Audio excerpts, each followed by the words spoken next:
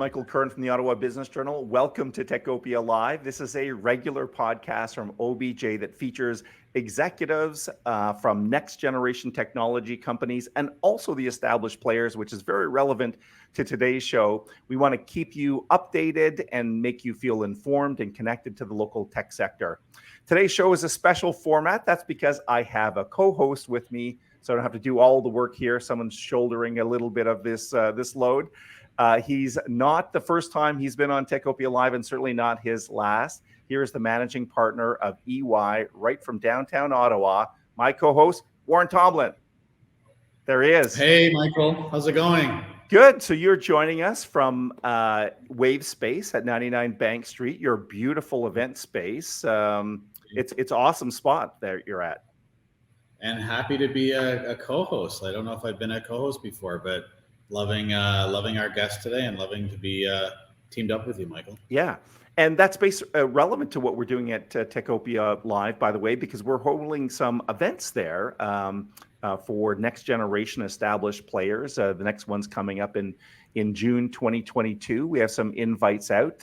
So it's a really cool thing that we're working on together, Warren, to get tech leaders together and talk about some of the really important issues, right?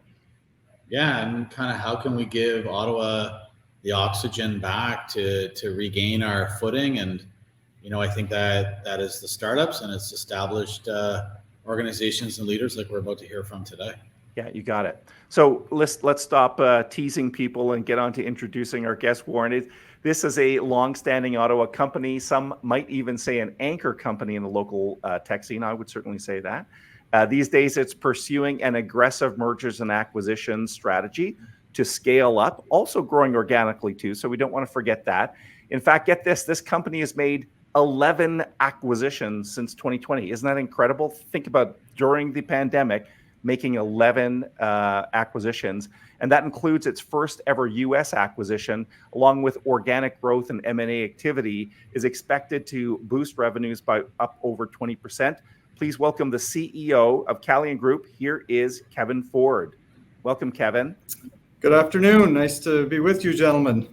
Kevin, exciting days for Callian. You've been in the news a lot, successive quarters of revenue growth. But I just want to make sure everybody, and I hope everybody does in Ottawa, Kevin, give us the up-to-date sense of what Callian Group encompasses these days. Well, if you look at Callian Group, I think it's best to refer to Callian Group as a portfolio of companies. We are a diverse organization, and we have four very distinct segments. I call it a four-piston engine, the last name of Ford. I like the car analogy. We have an advanced technologies group, which is really started in ground system for communications, building everything on the ground that's required to communicate with things in space. We have an IT cyber group, which I think in Ottawa is how a lot of people still look at us as primarily an IT firm. And that continues to grow, as you mentioned, with our presence now in the US. We have a learning business, primarily working with militaries and first responder organizations, both domestically and now globally. And as well, our healthcare business, which runs everything from supporting the military healthcare to 150 health clinics with Loblaws. So healthcare, learning, IT, and advanced technologies, portfolio companies, four-piston engine, and we continue to go to market both domestically and globally, leveraging those pistons every day. So one of the things we wanted to do, Kevin, I'm going to turn things over to Warren here in a second, is kind of dig into this acquisition strategy, because I know at OBJ, it's like headline after headline of acquisitions. So Warren, take it away. You've got the first question for Kevin on acquisitions. Yeah, no, thanks, Michael. And Kevin, firstly, congrats on 11 through the pandemic, right? So that's not been an easy time for anybody. So to do that, that's really congrats and Ottawa proud for sure. Maybe speak a little bit, Kevin, on what Callian's done. They can be tricky, right? On paper, acquisitions are great. It really comes down to the culture and the strategy and sort of nesting those acquisitions in. Maybe give us a little bit of thinking on how Callian approaches the acquisitions and the tuck-ins to make them as successful as possible. It's a great question. We have something we call an M&A playbook that's really evolved over the last couple of years. We've done 11 in that time frame, 2020. I've now done 18 since I've come to Callian. And early on with our board, we recognized that this had to be a repeatable process that we learn from every time. So number one, it's evolving, Warren and Michael, in the context that it's not a static thing. We continue to evolve our playbook. But the one thing I think we've been doing well is finding companies that have a track record of growing, have a track record of profitability, that culturally align to Callian. And we spend a lot of time working with the acquisitions prior to the actual close date to get to know the management team, get to know the team, and ensuring that there won't be a massive miss on cultural alignment, which is, I still think, one of the reasons a lot of these don't work. So I think the playbook with regard to a repeatable process, evolving it based on lessons learned, looking at culture, strategic fit, the financial realities of a company has been great. Then you tie into an integration plan where you actually work, and it's something we've actually been more focused on recently, is evolving our integration planning based on lessons learned as we now integrate companies that aren't in Canada. We have companies in Europe now, companies in the United States. So when you start bringing in those dynamics, you have to ensure you have a very strong integration plan. And it's something, again, we're evolving as we speak to make it even stronger and better for every acquisition that we do. And Kevin, I think, as you indicated, merger and acquisitions are difficult. There's a high level of risk. For a normal company, as you said a minute ago, Callian Group is really kind of a portfolio company. So I wanted to dig in a little bit more into how you identify M&A targets. Again, it would be hard if you had a single focus with all of your lines of business. It must add a little bit of complexity to that. It does, and what we've learned is with each of our business units, we're organized by those business units. So I have a leader in advanced tech, IT, learning, and healthcare that come to work every day. They're the president level. They're running the P&L, and they're looking every day. A lot of times it may be partners. In one case, it was actually a customer. And so they look at their network of both companies we're working with, potential competitors, companies that we know of or have heard of, that we go and initiate those discussions. So number one, the business units really try and bring those forward. The other thing is we have an M&A office here that works with, as we get known as an acquirer with access to capital and a successful acquirer, we are getting a lot of inbounds, frankly, Michael, across all of our segments. So whether it's in the investment banking side, organizations that are doing M&A for a living, Callian's on the radar across each of our segments. So right now we have a lot of inbound people looking at Callian saying, hey, would this be of interest? And we're trying to get better at working through those and saying yes or no faster. The worst thing you can do is spend a bunch of time on something that doesn't make sense, frankly, for them or for us. So right now it's been interesting to see. When I first started, we had to be out there hard looking, because nobody really understood Callian, heard the Callian brand. And now as we get stronger, as the company gets bigger, we get more global, we get a lot more people knocking on our doors. So right now, not an issue. It's more making sure that we stick to our knitting and acquire still strong, good companies that are going to support our long-term growth objectives. That's really where we're focused now, not necessarily on the sourcing, but on ensuring we're gaining value by these acquisitions for both us and our shareholders long-term. And there is one area I think that's common to all your groups too, right? Your four piston engine, as you say, Kevin, having spent time with you and the team, is, despite how they're disparate businesses, your culture is that North Star, right? And so I think in your spotter's guide, and you rightly point out, the culture has to be a great fit, right? Because there's that well-used expression that culture eats strategy for breakfast, right? And if you don't have the culture, then the tuck-ins aren't going to work. Right? Yeah, it's a great point. I've been lucky to be, I was acquired twice in my career. So I was in organizations that were acquired. So I've been on both sides of this fence where, you've been on the acquiree and the acquirer, if I can say it. And I've been able to learn from those as an acquirer, being on the other side, watching what I thought worked. And the ones that really didn't work, it was so apparent, to your point, Warren, that the cultural alignment was it was impossible. There's no way these organizations had a shot of even being successful, because they were just coming from totally different perspectives on how to do business or values, or however you want to categorize it. So in many ways, I've been lucky to be part of that journey on both sides of the fence and apply lessons learned. And in no way do I want to make it sound like we're perfect. It's not. To Michael's point, acquisitions are hard. We're learning from everyone. I'm very happy with everything. I would redo everyone we've done over again. And I always tell people, I can still have a beer with every one of the companies we've acquired after integration, the whole kit. And that still means a lot to me, that that the owners and I can still get along, even through the good, the bad times, the challenging times. We walk through it and make sure we're doing the right thing, both for their company and ours longer term, to integrate them. That's great. But that's the cultural alignment, to your point, Warren. That that doesn't happen if you don't have that. Yeah, it's great. Listen, we're doing all this talking about Callian. Guess what? We've got a special video on Callian that talks a little bit about its culture and perhaps maybe some of the employment opportunities there. So let's roll that video now. Grow your career with Callian. Work on exciting projects in a flexible environment fueled by passionate people who are committed to moving the world forward. Callian has more than 4,500 full-time, part-time, and contract employees working towards a common goal: to help the world communicate, innovate, learn, and lead safe and healthy lives.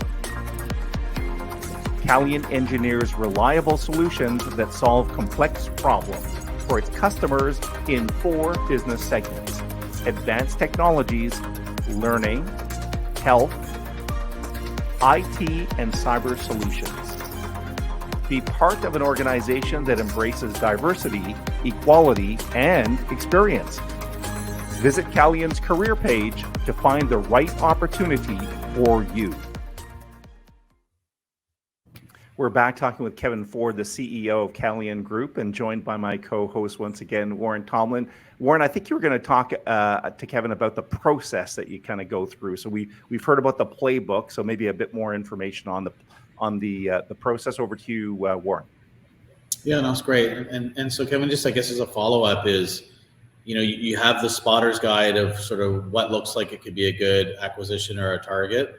And then you touched on industrializing the process by which you bring them in. Is there any more you wanted to share with everyone watching and how Callian sort of has industrialized that at all?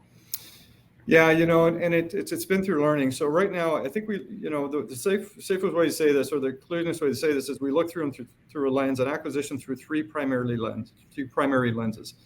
Number one is financial. That's always the one people talk to, the numbers.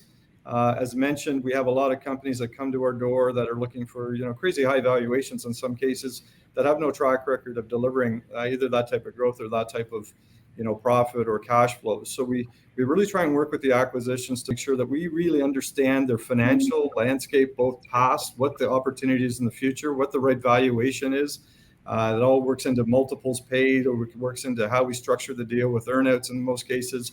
So that financial lens is important, and that's where a lot of I would say historically, the industry focused on is the financial lens kind of dominated the discussion. We definitely look at financial, number one. Number two is strategic fit. I always tell people, and when people ask me about acquisitions, I ask them, are acquisitions your strategy or are acquisitions supporting your strategy? So we spend a lot of time here looking at our 3-year plans and our 1-year business plans. We talk about horizon 1, 2, 3, about where we want to be in a company in 1, 2 to 3 to 5 years, and how then the acquisitions support that. Because you have a choice to make, and everyone listening to this as business leaders have the choices. Am I growing it organically, or am I going to buy it, acquire it, so to speed up that time to market? And so definitely strategically, I'm looking for acquisitions that support our strategy, and we just don't buy companies just because. And the third one is the cultural piece, and that's that cultural alignment. We have some criteria on that, but I can tell you the best way to assess culture is to spend time with the management team and the team. I always like to spend time with the CEO of the other company, whether it's a dinner or a beer. I say most organizations that their leadership espouses the culture of an organization. I've found that historically, and in many ways, it's like speed dating. I've met executives from other companies that within 10 minutes, I knew there's no way this was going to be the right fit for us, just because you can tell the dynamic even in the interactions between us. So that cultural fit, we're working still through informal criteria, but I can tell you gut feel. People ask me, what's the criteria? Trust the gut. Trust the gut. As leaders, we've built in years and years of experience. Your gut screams at you. Listen to it. Pay attention. So financial alignment, strategic alignment, and then cultural alignment are key. We wrap that with an overall risk management, framework with regard to the risk, going in eyes wide open, and then proceed based on that with both our approvals with our board, and then obviously announcing to our shareholders the great companies we've been able to bring into Callian. That's great. Michael and I are still trying to figure out our fit too, Kevin, just so you know. You know, having met you folks, anytime you want to be part of Callian, come on over, because I'm not sure we'd do a lot of good things. We'd have a lot of fun, but I'm not sure we'd do a lot of good things business-wise. Man, we'd have a lot of fun, though. That'd be awesome. Awesome. Maybe more fun than, I get that point. Yeah, maybe more fun. We like having fun. There's nothing wrong with having fun in Fun's business. Important. Fun's important. So Kevin, we're going to wrap up in a second, but I wanted to ask you this question about kind of that $1 billion. So the $1 billion in revenue goal, I think, was kind of a bold pronouncement. I understand it's going to be part organic, part acquisition. Give me a bit of rationale why you threw that out there. Are you trying to get the market excited? Are you trying to energize your people? Why throw out such a bold statement? Yeah, I think, it's a, a lot of people ask if I'm just watching too many Austin Power movies sometime with $1 billion, and do I need to, get a mini me around? But the reality is, we're a publicly traded entity, and in publicly traded entities, it's about growth. And I like to say for Callian, it's profitable growth, 82 consecutive profitable quarters. We continue to grow. We've grown 15, 20%. We continue to have great backlog, good cash flows. We pay dividends.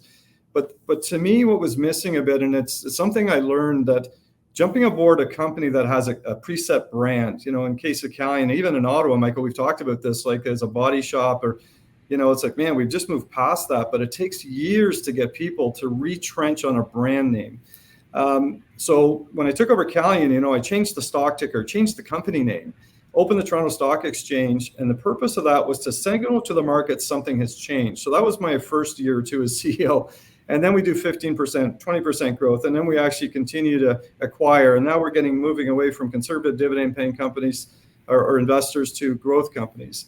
The $1 billion to me is really about signaling to the market that we're taking growth seriously. And I think we have a track record of showing that we're doing that. But to identify, that's like the next milestone. We crossed the $500 million mark last year. I didn't want anyone thinking we were happy with that. We have an amazing team here, people that just want to continue to innovate across all that we do. And so the next mountain we're trying to climb is a $1 billion one. And when we get there, we'll talk about the next one. But I always believe it's important for a team to have recognized, achievable goals. When I first set, $400 million a couple of years ago, the team thought I was nuts. We do that. We go to $500 million. Now we're crossing on $600 million. And it's really not just about growing for growing's sake. What we're doing with our core purpose of helping the world innovate, learn, lead healthy lives, and stay safe, as we continue to do more of that, I think we're doing some great things beyond the financial realities. We're actually helping the world in some pretty key areas. So our team's pretty excited about it. It's not without challenge, for sure. As you get bigger, and Warren can testify to that, and you, Michael, we talk about 10, 20% growth. Those numbers only get bigger. But I wanted to signal to the market, Michael, that growth is not a byproduct of hope here at Callian. It's a strategy. And we really are serious about our growth prospect. I actually spoke last week at a growth conference on the tech side, which is a great indication to me that the market's slowly starting to retrench the brand into that tech growth company, which I think we are and will continue to be as we move forward. Excellent. I love Well, it's that. exciting to see you throw big numbers out like that and set that bar so high, isn't it, Warren? Yeah, I was just going to say I love that too. It's not a hope, it's a strategy, right? It's on point for sure. Listen, we've come to the end of the interview, Kevin. I think we could go on all day, and we would have some fun. But at this point, we're going to bid you adieu, Kevin. Thanks for joining us today, and Warren and I will stick around for another minute. Thanks, Kevin. Thanks for your time, gentlemen. Great to see you. I look forward to seeing you soon. Yeah, you too. Cheers. Okay, take care now. Well, thanks again. That was Kevin Ford, the CEO of Callian Group. Warren, great interview. You really see the leadership come through and the experience when you speak with Kevin Ford, don't you?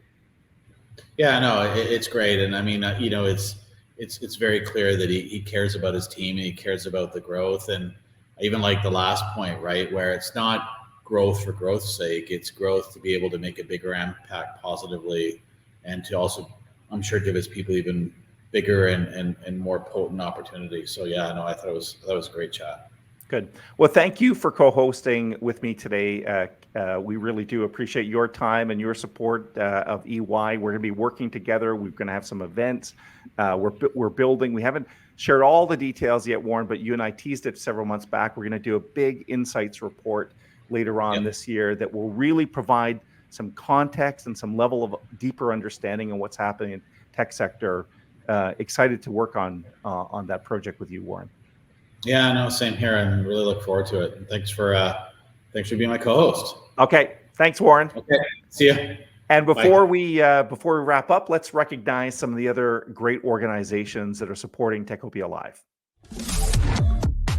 Techopia is brought to you by many great sponsors, such as EY, building a better working world; Number Crunch, offering virtual CFO services for SaaS companies; Perley Robertson Hill and McDougall, a leader in business and technology sector law; TD Bank, specialized programs for technology companies; the University of Ottawa Faculty of Engineering, creating the next generation of technical talent; Callian, innovative solutions delivered with integrity. Techopia is not only a podcast. We post new articles daily at obj.ca/Techopia. If you're on Facebook or Twitter, you can find Techopia at Techopia OTT. And if you're on YouTube, please subscribe and click the bell icon.